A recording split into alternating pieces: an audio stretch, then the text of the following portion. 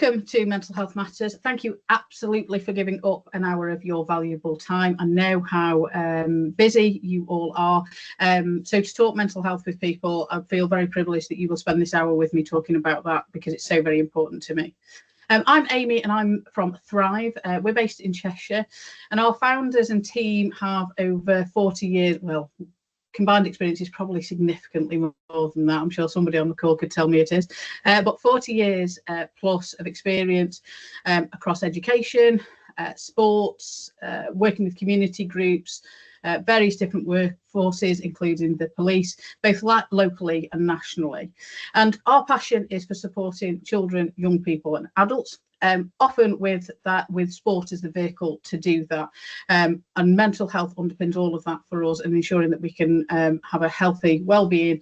A lot of it comes down to this and why we're here today. So today what I'm going to do is give you an introduction to mental health matters, hopefully with a lot of takeaways that you can start using straight away. And what it is focusing on is supporting all of those around you, whatever their age may be. Some of you, as I know, work in school, some in further education, some in other different industries and trades, but it can be used absolutely anywhere. So, and whilst I won't be going into a great deal of detail about conditions or case studies today, the topic of mental health at whatever level can be challenging. So I absolutely appreciate it if anybody needs to step away, or contact us. Please feel free to message me if I can be of any help. Please use the chat to engage. I was going to use breakout rooms, but Teams is misbehaving this afternoon, as it quite often does. So we'll probably be using the chat function a little bit more often. And as I've already said, I will be hosting whilst I'm presenting. So just bear with me as we move through, and if you've put anything into the chat. So our objectives today, we've only got an hour, but in that time, what I aim to do is help you identify early signs of mental health struggles, whether that be adults, children, young people. Learn some practical ways to support that and have supportive conversations in the right way, and discover where you can go for help and how to act confidently when dealing with concerns with regards to mental health. But as I said, it's not chalk and talk. It's certainly not me, and it's certainly not Thrive and how we do things. So I'm going to ask you, and feel free to put it in the chat, to have a look at these photos and pick just one. And in the chat, tell us which photo you've picked. I'm sure you'll find a way of identifying it for us. But tell us what assumptions somebody could make about the mental health of that individual. So which photo have you chosen, and what assumptions could people make about an individual's mental health just from a glance?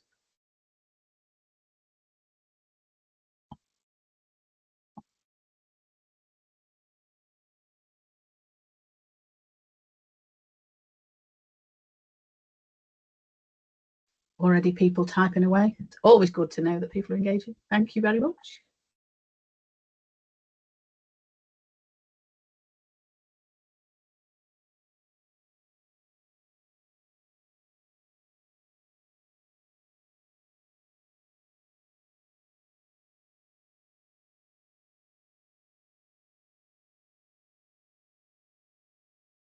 Obviously some detailed answers coming. I'm going to be very impressed. So the young lady who's smiling, so in the bottom is happy.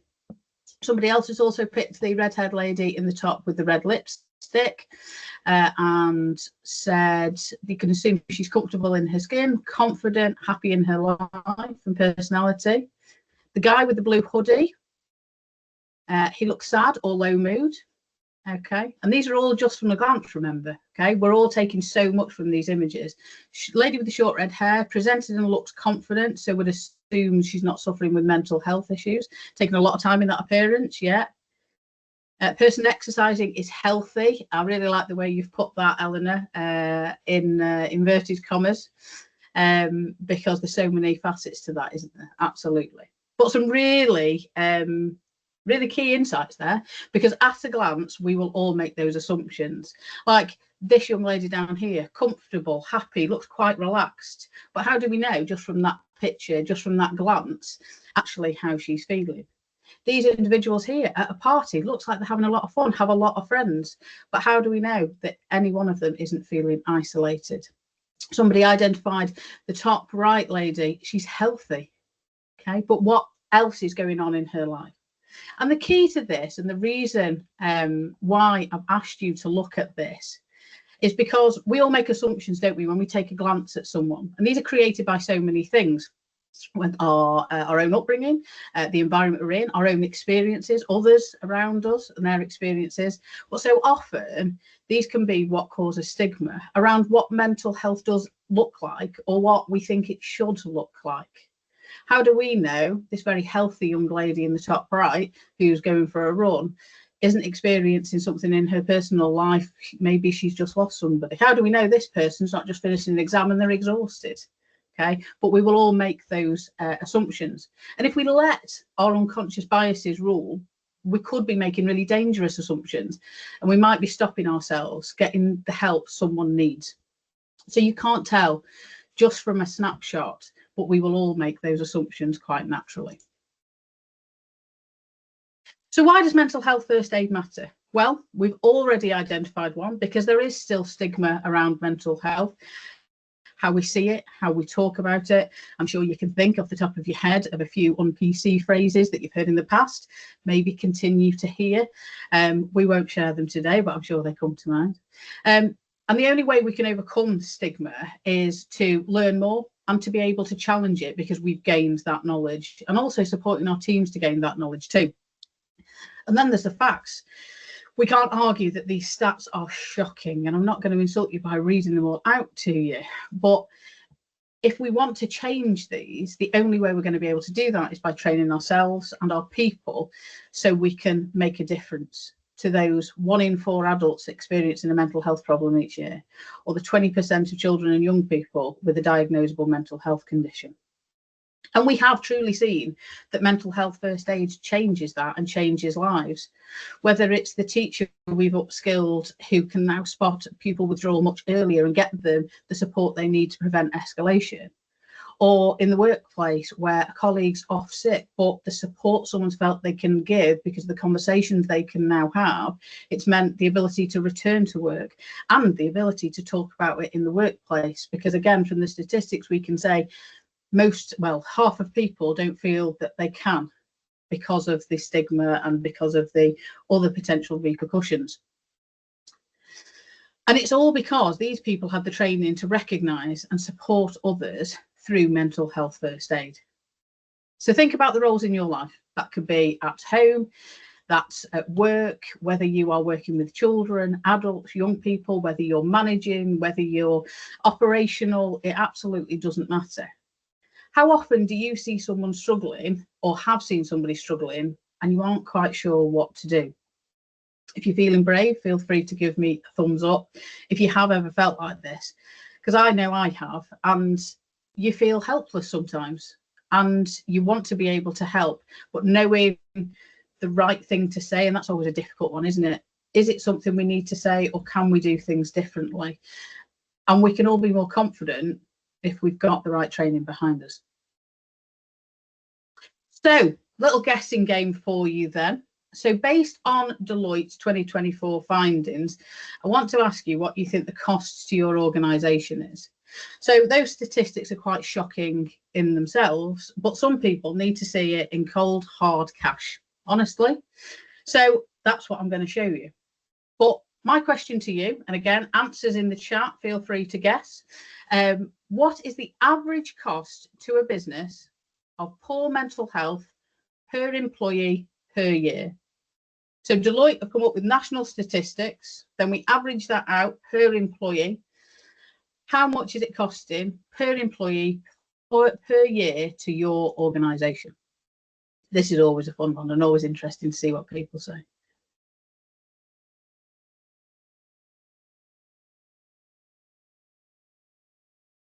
£25k, nice big numbers to start with.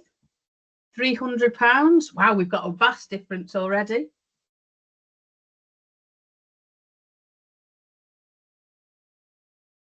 Any other guesses before I show you and potentially shock you?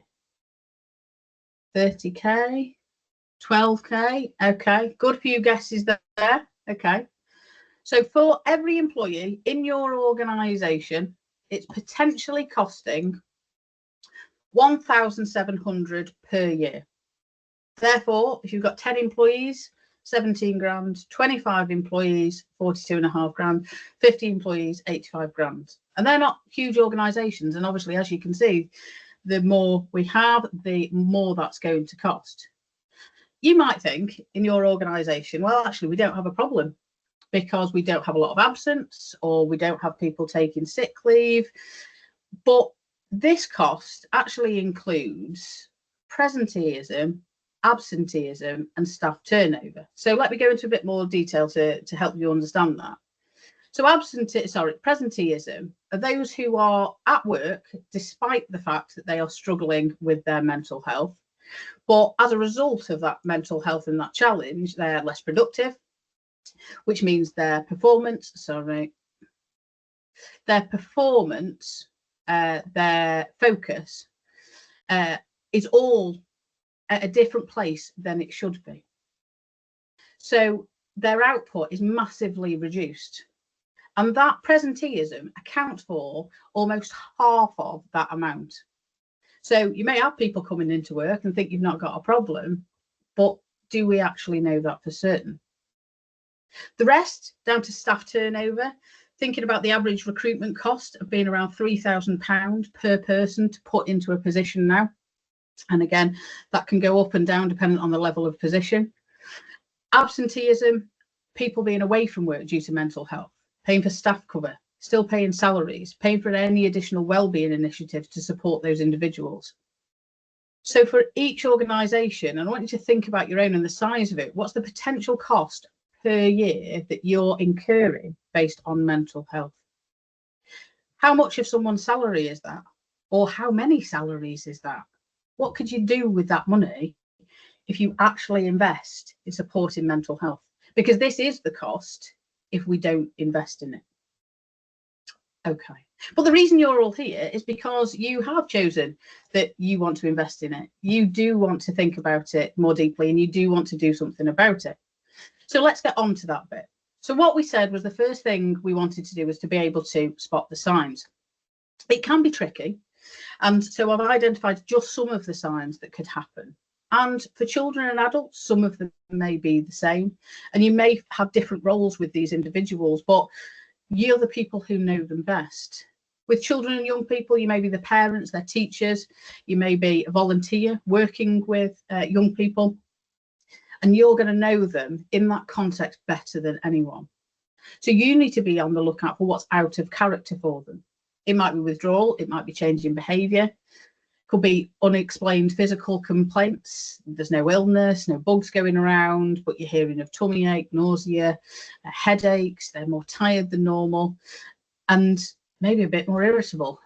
And we know we're not just talking the end of week exhausted irritability that we all know and love, because that manifests in such wonderful ways. But it's this continued out of character behaviour, or maybe the stomach ache that doesn't go away, or the headaches that only occur on a Sunday night. So you see the difference. And these are the things that only those who are close are going to notice. And in adults, we may see some of the same things, as I've said. And again, it's about what's different for this person. It might be burnout, fatigue, absenteeism, presenteeism. We've talked about harder to spot, but still. Isolation, disinterest, withdrawal, short fuse. Again, not the short fuse that can happen to us all. But these are far from exhaustive lists. Remember what's out of character for one person. So what's out of character for myself, what's out of character for Joanna may be very, very different. It might be absolutely normal. So think about what you know about this person specifically, and if their behaviours have changed or are unusual for them as an individual. I'm sure just looking at that, you've already spotted a few signs or gone, oh yeah, that was that person and I wanted to help them.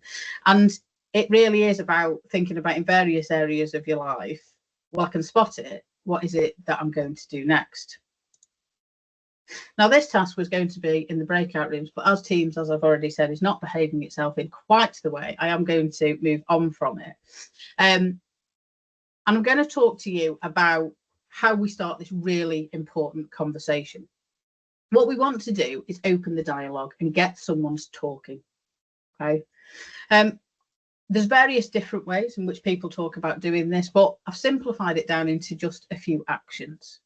So we've talked about noticing, we've spotted those signs, but then we want to make a plan, because if we just wade into that conversation without thinking it through, then we might make things more difficult. And I'm not talking about a really detailed plan that you've put in writing, but it's thinking about the key things. So if we are going to talk to somebody, we're going to think about when we're going to have that conversation. So, for example, if you were concerned about someone with regards to an eating disorder, or you were concerned in that area, the absolute worst time to talk to that person would be at a meal time. So lunchtime, tea time, you know, it could be, because we're talking all aspects of our life, it could be any meal, but it's already a really stressful time for that individual. So we want to think about the timing and how we can limit the stress, so they're potentially going to be able to open up. In the plan, we also think about where we're having the conversation, somewhere where we can both be comfortable. This takes two to have this conversation. You need to be comfortable, as does the other person, and it's giving the best chance for sharing and to be heard. And then what is it that we're going to say? And this is where we come on to the questions that we're going to ask. What is it that you've noticed? How is it that you're going to be specific? So in the asking, we might start very simply with, are you okay? Or how are you? A bit of a problem with that, because in this country, we have conditioned ourselves a little bit to have an immediate response of, I'm fine. Or, are you okay? Yeah, I'm good. But you're trying to get more out of this individual. It's really become that, how are you? It's become a bit like a hello, or a bit like the email response of, hope you're having a good day, or hope this finds you well. You know, just these token things that we seem to do. But actually, to get in there, you might need to ask again. So when you've had that token response, no, Amy, are you really okay? What this is going to indicate is that you've got a true intent to your question. It's not just that surface, and it might open the door to a more real answer, because you're showing that you're ready to listen. No, I don't just mean hi, I mean, how are you? And that might not be enough. You might know individuals and go, oh, well, that might work for them. They might open up, but actually, I couldn't go into that situation with that person because we have a working relationship. It's far more formal. So this is where we might want to go a little bit more specific, or we follow up the how are you with something more specific. So tell them what you've noticed. So maybe working with children in a classroom, one child you've taken to the side, I've noticed you've been a bit quieter in class lately. Or in the workplace, a colleague, I've noticed you've been staying late a lot. Everything okay? How are things? Is there something you could do with talking about? But you can see the difference there, because what you're doing is opening the door. It may be absolutely nothing, and they may say, oh no, it's just because I've had a deadline that I've needed to meet. Okay, but it might be, and they might close up right then. But what you've done is you've signaled your intent, and you've signaled that you care, so you can talk to this person can come and talk to you because you've opened that door. It's really hard sometimes for the other person to go, I need help. And by doing that, you're opening the door. They may talk to you now. They may not talk to you. They may come back a few days later and go, you remember you asked, but because that's a better time for them and a better place, and they've got more control of the situation. And when that does happen, because it will, and because you're showing that interest and you're showing that concern, the crucial bit is how we listen. And I've had this conversation in many different contexts, not just when we're talking about mental health, but we can all be guilty of listening to respond. So listening, but thinking, what am I going to say in response to this? And then we're not really listening to the rest of it. So what we need to do really here is listen to understand. Give the person the time and the space to share. Try and make no judgment of this situation, just hear. And that might mean you're going to get some periods of silence. but that's okay. It might feel a bit uncomfortable. Companionable silence, especially for somebody who talks as much as me, can be a bit difficult, but those periods are really necessary because you're giving that space. And once somebody's had the time to share and you feel they've come to a natural close, it's okay to ask questions, but questions to clarify, so they know you've understood. So am I right in saying, okay, so what you're telling me is, and then they have the opportunity to go, oh no, that didn't come across right, and to change, to help you understand further. What's really hard but really important is to stop yourself immediately giving advice. Some of us, especially those in education, because of what we do and how we do it, and across various different sectors, immediately go to, how can I solve this for that person? I want to fix it. But this is absolutely not our role, and this is not the time to do this. In fact, what that could mean is that you shut somebody down because they've immediately gone, oh, another person giving me advice, I've already had this off so and so and it didn't help, and so now we might be closing a door that we've opened, which is not what we want to do. And I've also heard people, when they tell stories, sorry, I always think of somebody in particular, that's why I smile, but who was very good at, as soon as they'd listened, giving you an example of when this has happened to them and why it's so much worse for them. And again, it's not helpful, because that's changing the conversation, so it's about you. And what we need is this person to know this is all about them. We need to know that we need them to know that we're listening and that they are being supported. Sharing with somebody might be all they need. That might take them to the next step of going and getting support, or going to the right person who can help. But you're not here to fix things. You're here to listen, here to reassure, and to signpost. And after that, well, we've already mentioned, no, I didn't mention them. Now I'm trying to recall. But thinking about check-in, because we don't just get to the end of that conversation and go, right, my job's done, excellent, on to the next. We're there because we care. And so it's thinking about how we continue that conversation and checking in with someone, giving them a call. How are you? That's fantastic. But it's also those other check-ins. So send them a message, you know, oh, did you watch that thing on Netflix? Or how's Bertie the dog doing? Been out for a walk today? It's actually nothing to do with the mental health element, but what you are doing is giving them the opportunity to talk about something if they need to. But also, they don't think every call you make is going to be, they're going to have to talk about this thing that's, you know, challenging them. So we need to create that real balance of support, and in doing that, thinking about how we check in over time is really, really important. So I'm going to give you an example, and again, it was breakout rooms, but you know, we run with technology and the challenges we face with it. So I wanted you to think about a particular situation and how you would start this conversation. So you've identified something, and I'm going to tell you what that is.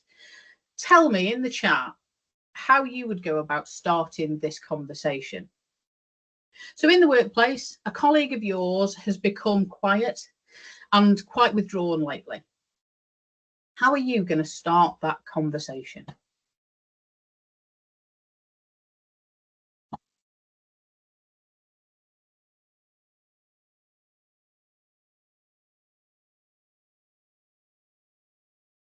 It's always nice to see the dots going along when you can see people typing.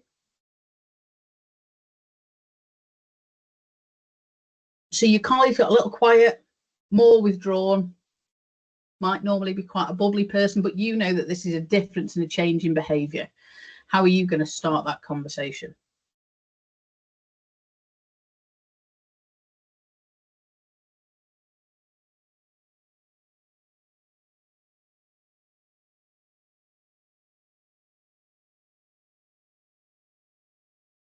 Excellent. So gone straight. Thank you, Karen. Is everything okay? You've noticed you've been a bit quiet of late. Great. Really nice and informal, but opening that door. Invite them for a chat, say that you noticed. Again, really go into that noticing. Fantastic. Thank you, Joanna. Notice they're not quite themselves. Is there anything they'd like to speak about? Is there something going on they'd like to get off their chest? Absolutely. And it might be at work, it might be at home, could be anything. But what you're not doing there is limiting it. You don't see yourself. Is there anything I can help with? Yeah, open that door. Talk to them away from others, give them that safe space. Absolutely. So that's in that plan, creating a safe environment, because, you know, we talk about that an awful lot, but it's so very important. How are you? You've been quiet recently. Do you need a chat? Absolutely. And a chat, we all know that sometimes just saying it out loud to another person takes a huge amount of it away. And actually it becomes much easier to deal with sometimes. Okay. But what you've all done there is to pick really simple, non-judgmental openers. And that's so very powerful. You're not leading them into anything. You're not creating a formal situation. You're all just saying, look, I've noticed this. I'm concerned. Do you want to talk? And that's absolutely fantastic. Okay. Now, if you can, I'm going to ask you to turn your cameras on. I'm not going to ask you to talk, please don't worry. I'm going to ask you to turn your cameras on for just 1 minute. And I want you to find an object that's close by. Can be small, could be a cup, could be a pen, whatever you've got to hand. Okay, so I think most people have got something at this point in time. There are no prizes, but I do get really impressed when there's really interesting things that deserve an explanation. Hence the reason I have mine, and you'll all think yeah, well, anyway, you'll understand my desk a little bit more in just a second. So please take that object, hold it in your hand, and hold it directly out in front of you. This is where you now see I'm holding a plastic giraffe. What else do you have on your desk? Okay. But hold it there. Oh, we've got a lovely little bee. I'd love to know what that message says, Charlotte, but that's another question for another day. Is that a positivity bee? Oh, I love it. Right, we've got a hair clip. We've got, oh, a flamingo paper clip. Excellent. I always love a good bit of stationery. Okay. So keep holding that directly in front of you. Okay. So arm off your desk, no resting that arm. How does it feel to begin with? Pretty light? Yeah. It's okay holding it there? Yeah. Okay. Well, keep holding it. What happens the longer you hold it? Anybody else starting to get this little ache in the arm, maybe at the top? Because for some reason I'm holding a plastic giraffe. I assure you there is a reason. Okay. But we're doing something unusual. We're holding on to something that we don't want to carry. I'll let you put them down now. Okay. But whatever it is, whether it's an ache, whether it just feels a little bit unusual because you're not used to doing that, isn't holding that object a bit like stress and what it feels like? Because at first it feels pretty light because we just get on with it. It's part of our everyday. We're finding it easy to manage. But the longer you hold on to it, the heavier it's going to become. And that's why starting these real conversations in the right way is so important. Because in doing that, we're saying to someone, I'm not going to let you hold that alone.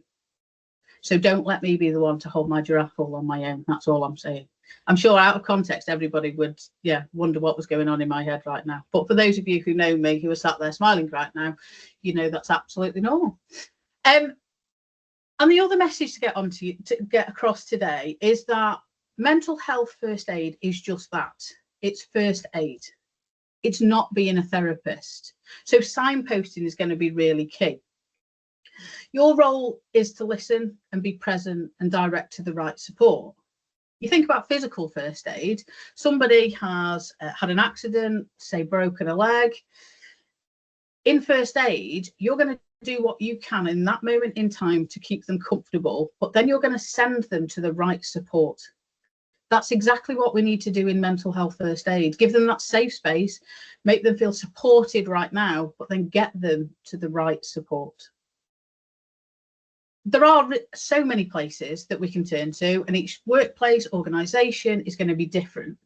And it's really important that you understand what's available where you are and for those people around you and how that support is accessed.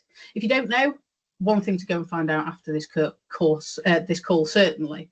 But it might be designated safeguarding leads, it might be human resources, wellbeing champions, welfare officers.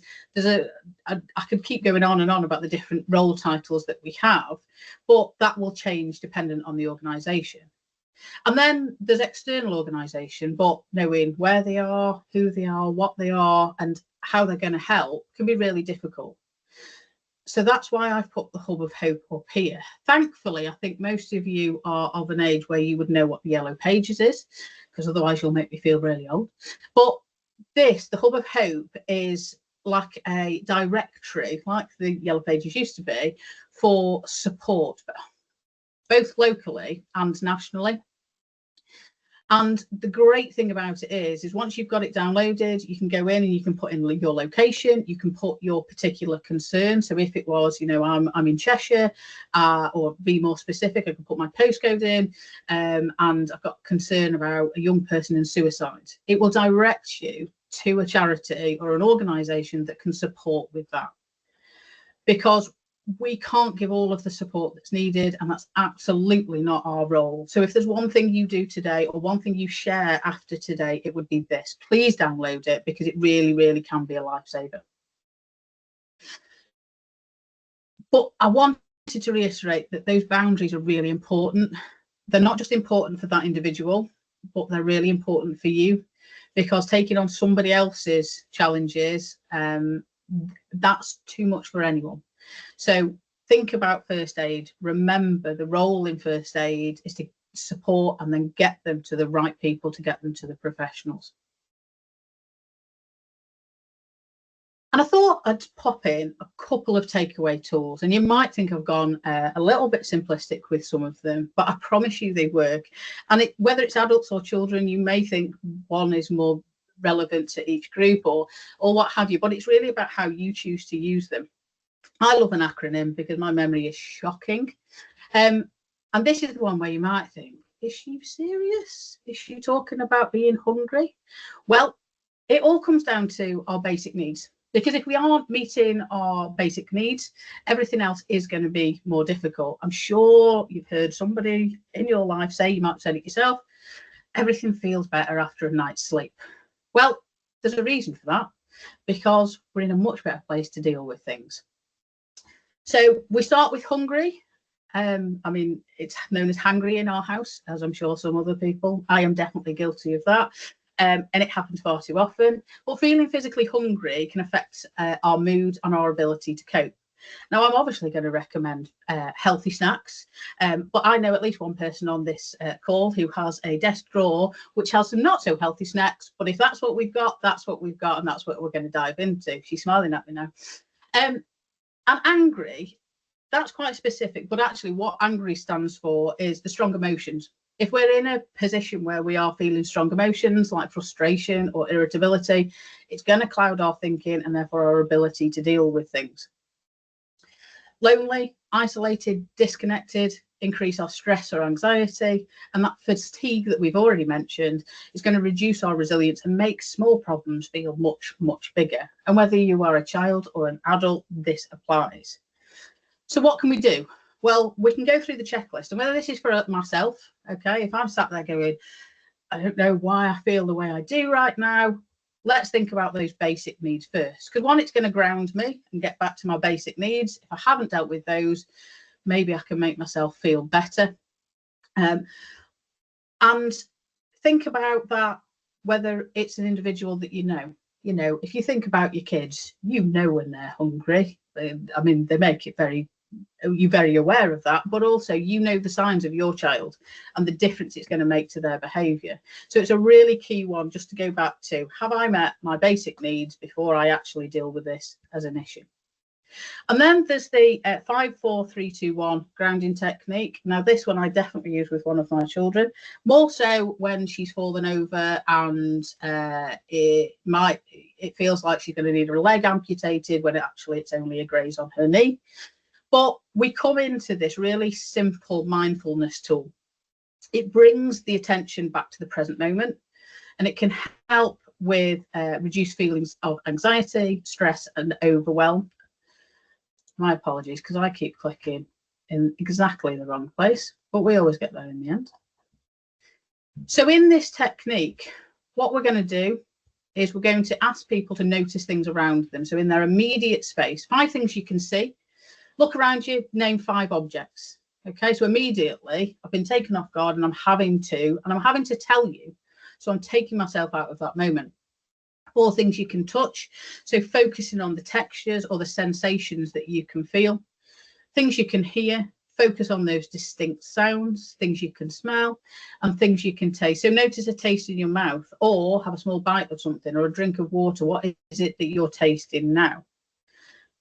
Why does it help? Well, it shifts that focus from those anxious thoughts in that at that time and brings us back into the present.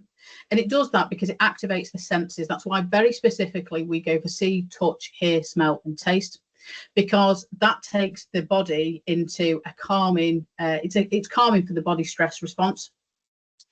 And ultimately, both of these can be used anywhere, anytime, with anyone. If we've got those tools in our toolkit and we can whip them out and take somebody beyond that, that's going to be so helpful in those moments in time. And there is one more I really like, but I couldn't think how to put it on a slide for you. Have you ever noticed that pizzas around, they're cut into triangles and they're delivered in square boxes? What would you rather have? Cucumbers for fingers or tomatoes for eyes? Now you can feel free to answer, but I'm not actually expecting an answer from you.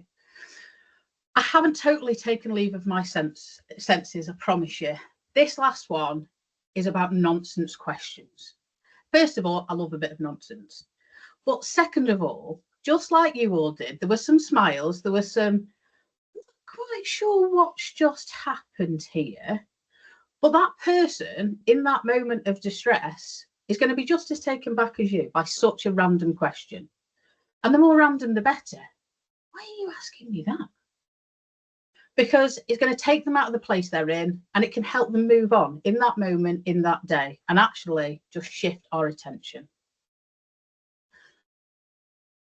They can be really useful and I hope you take them away. And actually, I hope you go and now ask somebody what they'd rather have, cucumbers for fingers and tomatoes for eyes. It would absolutely make my day if you did. But just before we come to the end of our session, I wanted to take you and I'll tell you about what else it is you can do, because you're obviously all really interested in supporting mental health. And this is a really short snapshot that hopefully you'll take some things away, but there's so much more to it. And I'm going to talk to you about how you can access that support. But I wanted to bring you right back to the stats. So remember, if you do nothing to support mental health, the cost to your organisation is going to be £3,400 per year, because that's the hidden cost too. So that's taking into account those less tangible things like customer experience, impact to culture, not getting new starts in our school or not getting new customers because of the impact we're potentially going to have on our reputation. And we all know in the age of social media, love it or hate it, reputation is so key to what we do. And we can double all of those figures. So if we do nothing, if we stand here and do nothing, this is the news. This is what's going to happen. But there's some good news. We can do something about it. In fact, by coming here today, you've already shown an intent to do something about that, whether it's to change the statistics, whether it's to help one person, or whether it's the cost to your organisation. You're going to help somebody because you've shown that you care and you want to make a difference. But if you wanted to do more, then we can help. In fact, we've helped so many organisations, whether that's schools to the police, or national businesses. There's so much we can do for you as an individual, but also for your organisations. And I just wanted to take a moment to walk you through what those things are. So We can offer qualifications from level 1 right through to level 3 in mental health first aid, and these are designed for different people. So that introduction to mental health awareness, that could be absolutely anyone, volunteers, support staff, parents. Everyone needs to have conversations like we've had in the last 45 minutes. Level 2 will take it to that next level, and actually this is the one I'd advocate for everyone, because whether you're working directly with children and young people, you are a manager, whether you are a colleague, actually there's some really fantastic tools in here which you can use on a day-to-day basis with your teams, with your family. You know, it can cross over into every aspect. And then there's also level 3, which is the advanced mental health first aid. This is more for safeguarding leads, senior staff, senior leaders, managers, because it is taking it to that next level. In both level 2 and 3, it will look more into the conditions and specifics and go into far more detail about supporting individuals in those areas. And then the final one you see is actually an offer to primary schools, because we have developed our Wellbeing Champions programme. This so first aid, as I'm sure most of you know, but you may not, first aid is a mandatory part of the curriculum for all primary school children. We believe that mental health first aid is absolutely just as important, and why we've built this programme. And this is really about equipping children not only with the skills to recognise, but also be able to differentiate between mental health and actually quite normal emotions and how we deal with them. Because in talking about mental health with children more, fantastic, we're actually making it part of the norm that we talk about this, and it's okay, it's absolutely okay. But we can sometimes push ourselves to the other side, that every little moment is, oh well, I'm worried about that, well that must be anxiety, or they didn't speak to me right, you must be depressed. And we can be quite that we can jump to those conclusions and those assumptions because we're talking about it more often. But actually what Wellbeing Champions is going to help them do, and again using sport as a vehicle to do that, is go, no, it's okay that I'm upset that we lost, and that's quite normal and quite a natural reaction, and this is how I'm going to deal with it. And so it's going to support that resilience, but in the same breath it's also going to support them recognise when actually it's more than that, whether that's for them, whether that's for their peers around them, or whether that's for the adults in their life. But as you can see, whatever age, wherever you fall into any of those categories, there is something that can help you take this and your understanding and your skills to the next level. And we would absolutely be privileged to be part of that, just like I've been privileged to spend the last 45 minutes with you. I can't thank you enough. And because you've joined me for this time, we are putting a special offer out there just for you who are sat in this room. And if you book a call with me, and you can do that just by scanning the QR code to talk about what that offer looks like, and we get something booked by Christmas, so not to have delivered by Christmas, but to book in something for you within the next few months, then there is a 5% discount. What I will say to you is none of those programs will cost you what it costs for just one individual if we don't deal with it. We said that value was 3,400. If you invest less than that, you're going to be a big part of the solution, so it's not going to cost you that either. So it really is thinking about what makes more sense. And the only thing left to say is thank you.